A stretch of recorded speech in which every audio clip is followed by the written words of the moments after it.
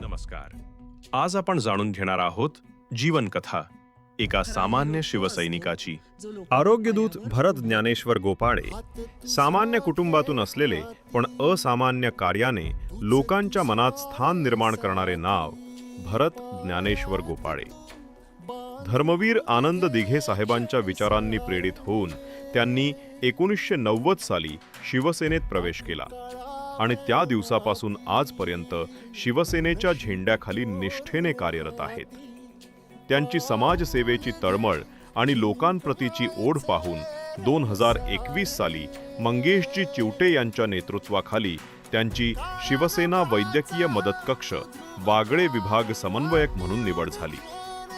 रुग्णांच्या मदतीसाठी दिवस रात्र धावणारे, आपलं घर सोडून इतरांच्या घरात आशेचा किरण बनणारे ते खरे अर्थाने आरोग्यदूत आहेत.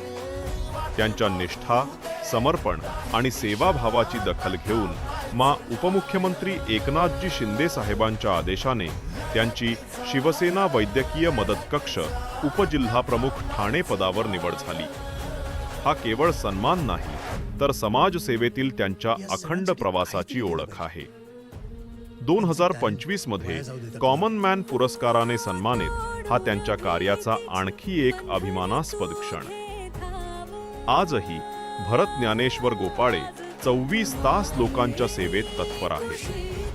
कोणतीही अडचण असो, आरोग्य, अपघात किंवा मदतीची हाक, ते नेहमीच पहिल्यांदा धावून पोहोचतात. निस्वार्थ सेवा, रुग्ण सेवा हीच ईश्वर सेवा. जय महाराष्ट्र.